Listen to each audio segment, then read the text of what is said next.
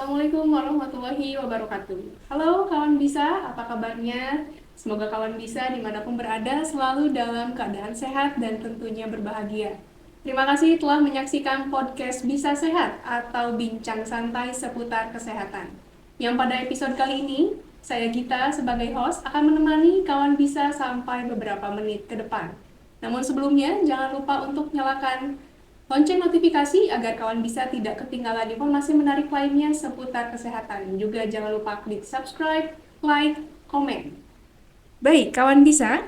Dalam rangka memperingati Hari Kesehatan Seksual dan Reproduksi, hari ini kita akan membahas sebuah topik yang terlihat sederhana, namun sebetulnya seringkali diabaikan khususnya oleh para perempuan. Ada sebuah pertanyaan, yaitu kapan sih seharusnya kita periksa ke dokter OB/GYN? Banyak perempuan yang merasa masih normal, tapi ternyata sudah butuh perhatian medis. Dan untuk menjawab pertanyaan tersebut, telah hadir seorang narasumber kita yang sangat luar biasa. Beliau adalah dokter spesialis obstetri dan ginekologi yang berpraktik di RSUD Dungus, yaitu Dr. Agustin Linda Astuti, spesialis obstetri dan ginekologi. Halo Dr. Linda, apa kabarnya? Alhamdulillah baik, Mbak. Oke, terima kasih dokter sudah hadir di podcast kita kali ini. Iya. Baik dokter, seperti yang sudah saya singgung tadi ya dokter, hari ini kita akan menjawab pertanyaan mengenai kapan sih perempuan itu seharusnya periksa ke dokter OB/GYN. Seperti itu. Dokter, saat ini masih banyak perempuan yang merasa takut atau malu ke dokter OB/GYN. Nah, menurut dokter, kenapa ya pemeriksaan kesehatan reproduksi itu kok masih dianggap tabu?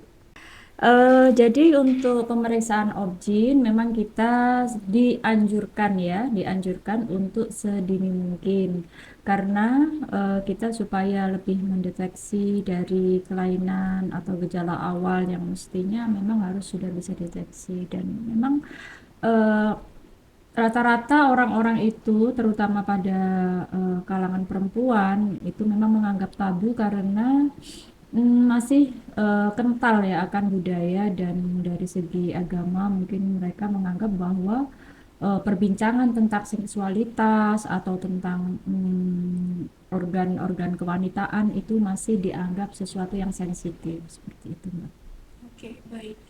Sebetulnya dokter, kalau kita menunda pemeriksaan ya, atau kita tunda pergi ke dokter OB/GYN, apakah ada risiko seperti itu?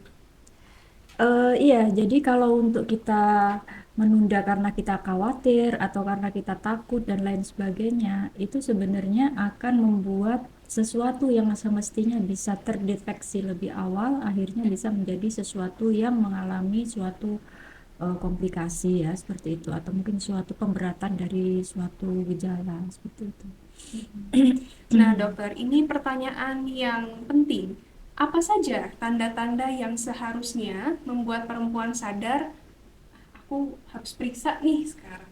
Ya, jadi sebenarnya kalau untuk perempuan itu kita dari bidang objin itu ada dua ya, ada dua bagian ya. Yang pertama dari ginekologi, yang kedua dari obstetri. Kalau dari ginekologi biasanya keluhannya itu yang semestinya harus kita periksakan itu yang pertama adalah keluar albus atau keputihan, yang gatal dan bau itu kita harus segera periksa. Yang kedua bisa karena nyeri haid yang bisa mengganggu aktivitas ya. Itu juga akan membuat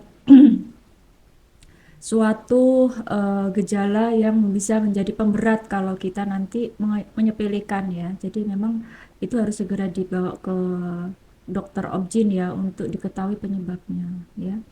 Kemudian ada juga karena nyeri panggul ya, bisa jadi ada infeksi di bagian bawah ya, atau mungkin infertilitas juga ya. Jadi itu bagian dari ginekologi ya. Misalkan sudah lebih dari 1 tahun dengan hubungan yang normal, satu rumah tidak LDR, ternyata masih belum dikaruniai keturunan. Kemudian kalau di bidang yang obstetri yang mendekati hamil dan hamil-hamilan itu, nah itu biasanya kita eh, nyeri perut pada saat hamil muda atau hamil muda keluar perdarahan ya itu. Kemudian juga pada saat hamil tua juga bisa karena kita tensinya tinggi dan lain sebagainya, itu harus dibawa ke rumah sakit gitu ya. Baik dokter, berarti kan itu mencakup juga tentang ginekologi ya. Sekarang kalau ini berfokus pada obstetrinya atau kondisi kehamilan, betul ya seperti itu Ya, dokter. Kalau saat hamil itu berarti berapa kali atau kapan saja seorang perempuan yang hamil itu periksa ke dokter OB? oke. Kalau untuk pemeriksaan kehamilan, untuk ibu-ibu hamil Mhm. semua, jadi untuk pemeriksaannya itu bisa dibagi ke 3 trimester ya. Jadi ada trimester pertama itu 1 kali, kemudian trimester kedua dan trimester ketiga. Maksimal 4 sampai 6 kali selama kehamilan kita harus Mhm. memeriksakan ke fase selanjutan untuk dilakukan pemeriksaan USG.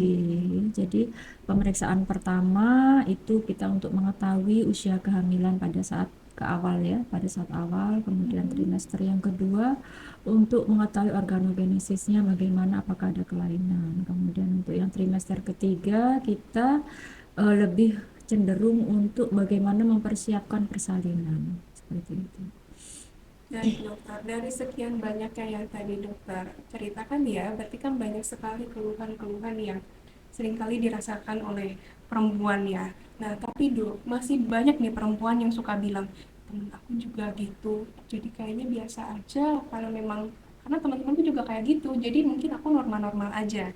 Nah keluhan apa dok yang paling sering disepelekan tapi ternyata sangat penting? Ya, terima kasih. Jadi untuk keluhan-keluhan yang sering disepelekan padahal kita perlu untuk datang itu adalah yang pertama adalah nyeri pada saat haid ya, karena itu bisa mengarah ke endometriosis. Jadi pada saat haid kalau kita memang seperti eh, kesakitan kemudian sampai mengganggu aktivitas, kita harus segera bawa ke rumah sakit ya. Kecuali kalau kita nyerinya pada saat hari pertama atau hari kedua dengan skala yang normal dan wajar itu nggak apa-apa ya. Tapi kalau sudah sampai dia mengganggu aktivitas atau bahkan setelah dikasih pereda nyeri masih terasa sakit, ya harus segera diperiksakan ya. Kemudian siklus haid yang tidak teratur ini juga biasanya kita menyepelekan karena dianggap ini biasa karena kecapean atau mungkin karena kondisi psikis ya atau stres itu ya. Padahal sebenarnya kalau dari siklus haid yang tidak teratur itu bisa mengarah ke eh, gejala-gejala ginekologis seperti kista ya, kemudian ada di situ mioma uteri juga bisa menyebabkan gangguan haid ya. Jadi ini yang perlu kita deteksi lebih dini ya. Kemudian nah ini juga sering ya perut kembung ya, dianggapnya ini seperti mah biasa, padahal kalau dalam kondisi yang sudah kronis ini ternyata bisa kita menemukan kista di dalam atau CA ya, CA ovarium juga bisa menimbulkan keluhan perut kembung yang biasanya dianggap seperti orang sakit mah biasa seperti itu. Oke, berarti sebetulnya tubuh kita ini selalu memberi sinyal ya dok ya sama kita, tapi ya seringkali kita abaikan gitu karena Iya ngerasa betul, kayaknya normal itu. Padahal itu sinyal-sinyal yang sangat penting. betul. Baik dokter, ini juga hal yang sangat penting. Banyak yang ke OB-GYN hanya saat hamil saja atau saat sakit berat. Jadi kalau udah nggak ketolong nih kayaknya udah parah nih aku gitu, dia baru pergi ke OB-GYN. Sebetulnya dokter, kalau perempuan yang merasa sehat-sehat saja, misalnya kan kalau ke dokter gigi 6 bulan sekali. Nah, kalau perempuan yang merasa sehat-sehat saja, apakah perlu kontrol juga ke dokter OB-GYN? Oke, jadi untuk screening tetap kita perlukan karena bagaimanapun mencegah lebih baik daripada mengobati ya, prinsipnya seperti itu. Jadi kalau untuk screening disarankan pada wanita yang sudah menikah itu kita wajib untuk pap smear minimal 1 tahun sekali bila tidak ada keluhan atau bila hasil pap smearnya yang sebelumnya normal. Atau kita bisa melakukan tes IVA di puskesmas ya, kemudian kita bisa melakukan pemeriksaan panggul ke dokter obgyn, kita datang paling nggak minimal 6 bulan sekali untuk kita lihat screening USG. Dok, saya mau periksa kandungan saya bagaimana, selama kita nggak ada keluhan ya nggak apa-apa, paling nggak minimal 6 sampai 1 tahun 1 tahun sekali. Kemudian untuk yang remaja, kita biasanya pada pubertas, kalau memang belum menstruasi, ya kita lakukan pemeriksaan segera. Atau mungkin pada saat mendekati masa-masa pubertas, kita lakukan pemeriksaan untuk USG. Kemudian pada saat program hamil ya, atau merencanakan kehamilan, sebaiknya ibu yang ingin merencanakan kehamilan 3 bulan sebelumnya sudah harus memeriksakan diri ke dokter obgyn ya untuk dikondisikan rahimnya seperti itu. Oke, baik dokter. Ini jujur ya dok, ada yang kadang takut diperiksa, ada yang takut divonis macem-macem, atau ada juga yang takut dibilang lebay, ah gitu doang mau periksa ke dokter opin segala. Nah, kadang masih ada dok yang seperti itu. Adakah pesan dari dokter untuk para perempuan yang masih merasa ragu untuk datang periksa?